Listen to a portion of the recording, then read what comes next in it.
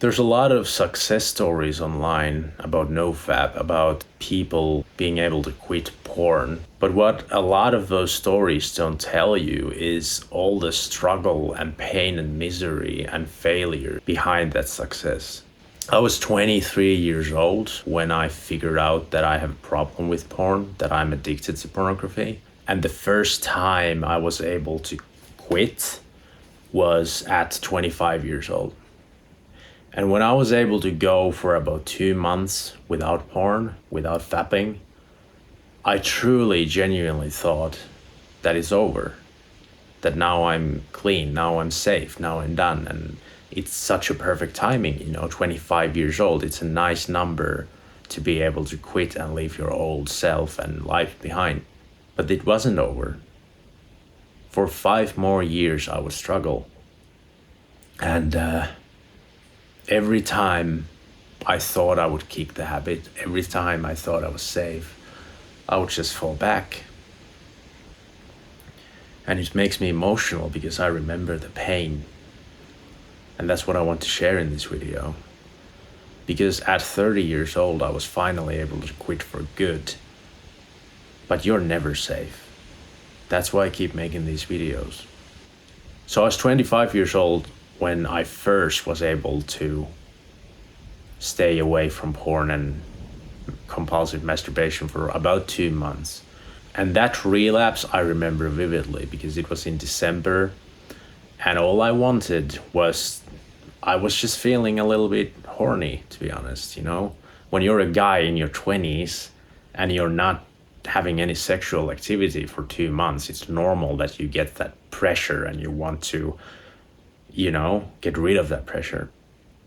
But I was the kind of person who didn't go out. I was introverted. I stayed in my house a lot.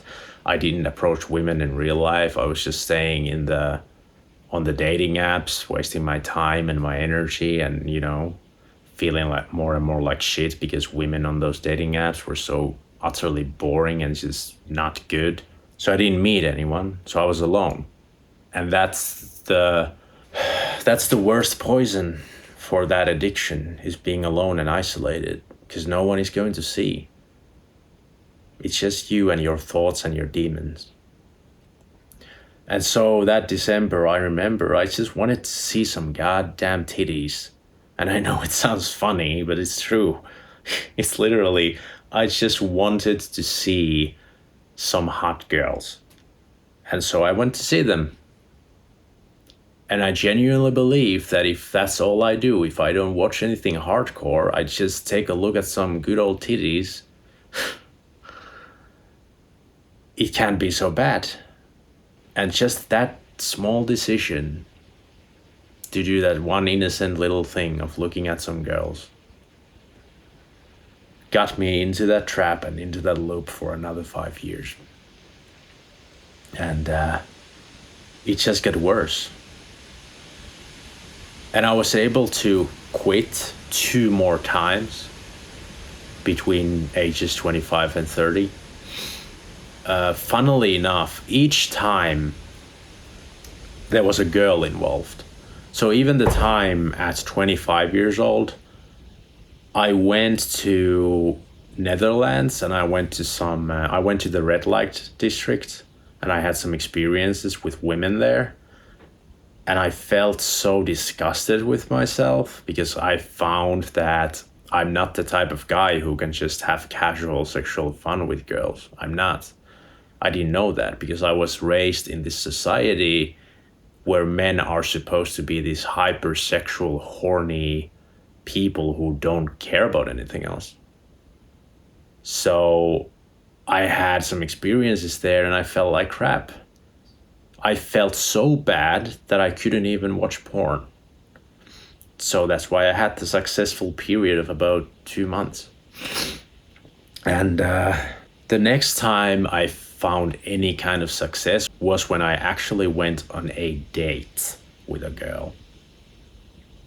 This would be something like 1 year or a year and a half after the first success, because it had been at this point 10 years since the last time I took a girl on a date. So I decided to actually put in a lot more effort into Tinder so I could go on a date after not having been to a single date for 10 years. And so I did go on a date. And I remember that because I liked that girl based on those 2 dates we had, I was able to quit porn again for something like 1.5 months or whatever. Although, no, that's not quite true actually. I was able to quit because she made me feel heartbroken because I was into her and she wasn't into me. And I was very sensitive about those things at the time. That was one of the biggest issues I had with dating.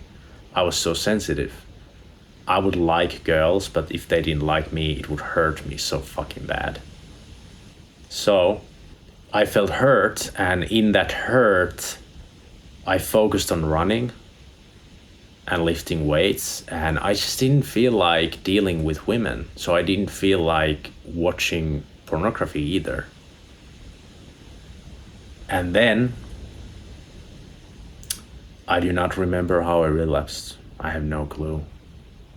All I know is that when it comes to pornography addiction and trying to quit and trying to do NoFap and semen retention and all these things, everything happens suddenly. Everything happens without planning.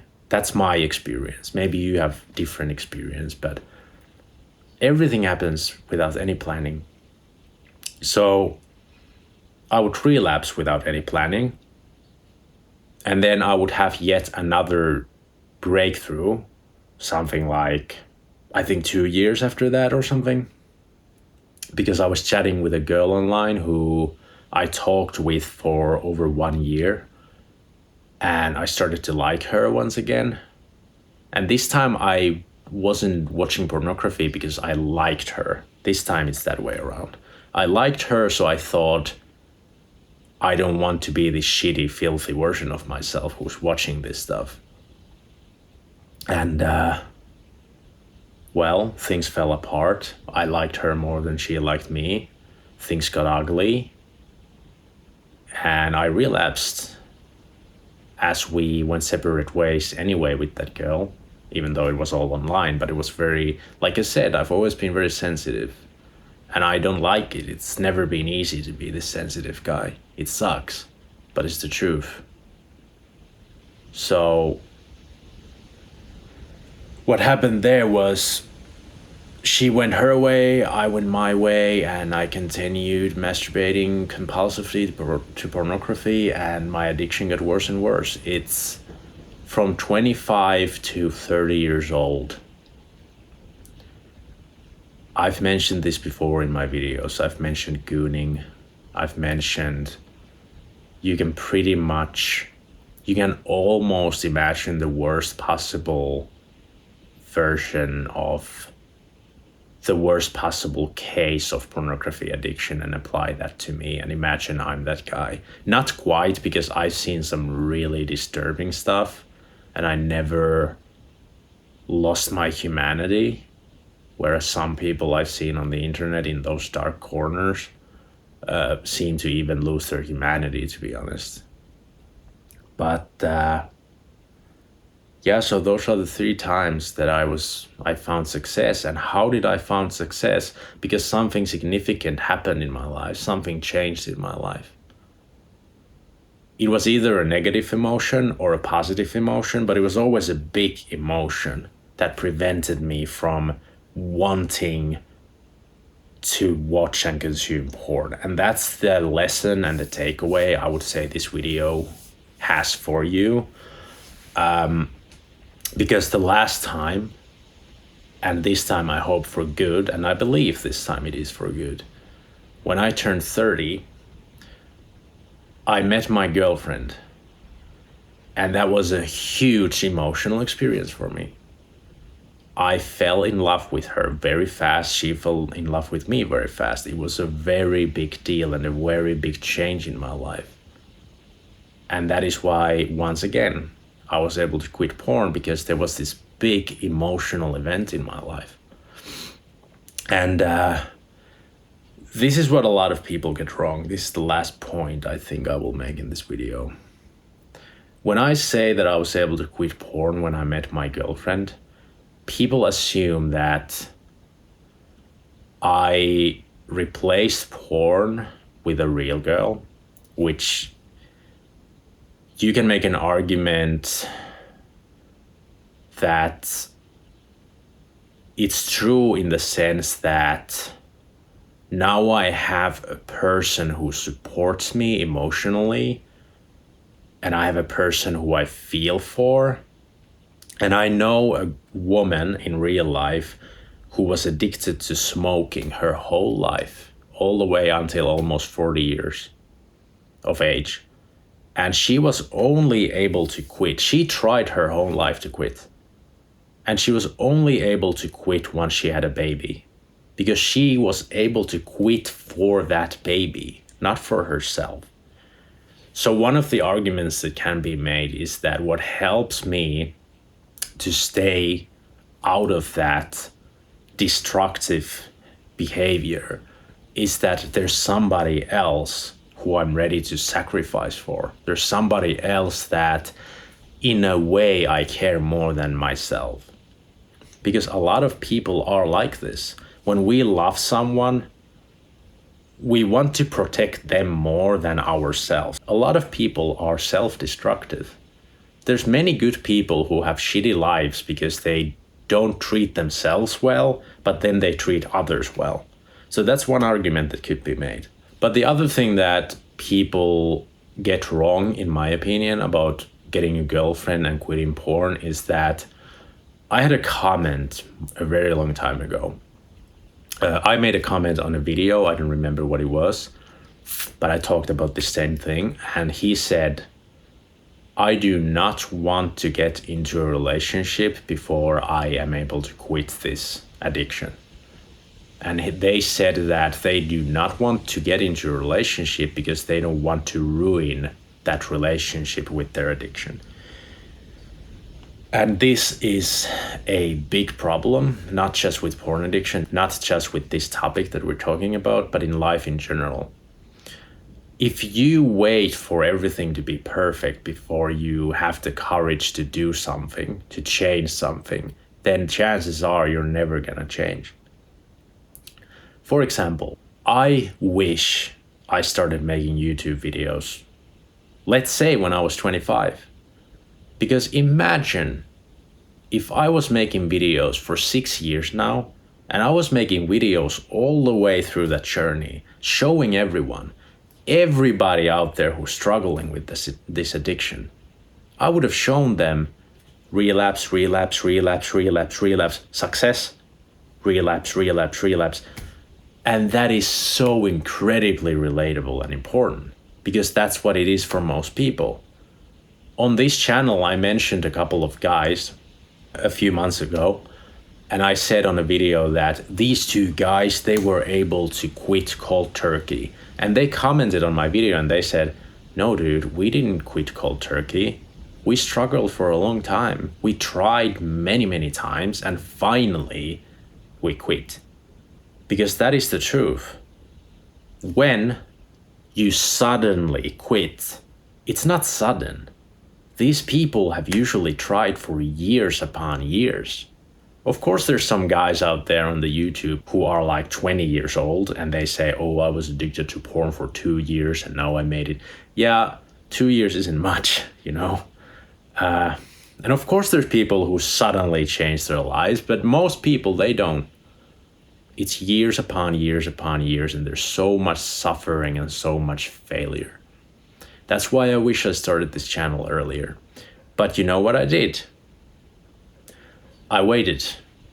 I thought to myself, I'm gonna start a channel when I'm successful. Because when I'm successful, I have the authority or the status required. Because then people will look up to me, and then I am eligible to make videos. Then I am someone who can make videos, like who has permission to make videos, even though that's not the case at all. Anybody can make videos. Anybody should make videos. We need more of those voices out there, of those people who are going through the struggles. That's why one channel on YouTube who I follow, these days I'm almost pissed off when he deletes his videos, because he could keep those videos online and show people that they are not alone. Because that's what I felt.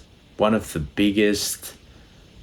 worst things about that whole fucking addiction was that I felt and thought I was alone.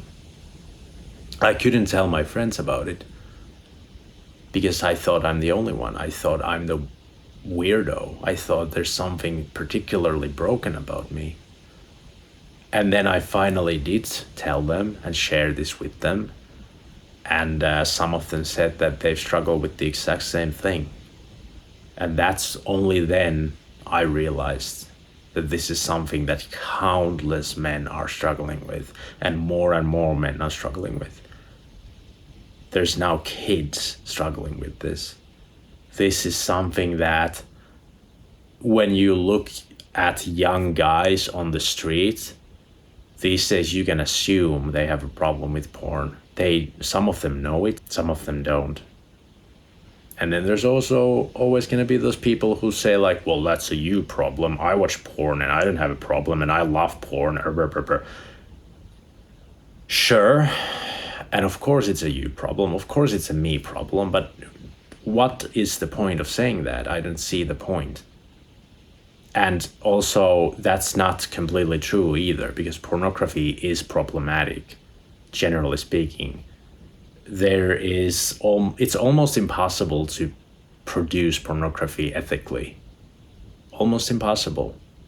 And that's another topic for another time. But if somebody says, there's nothing wrong with porn, there's just something wrong with you, that is not the case at all.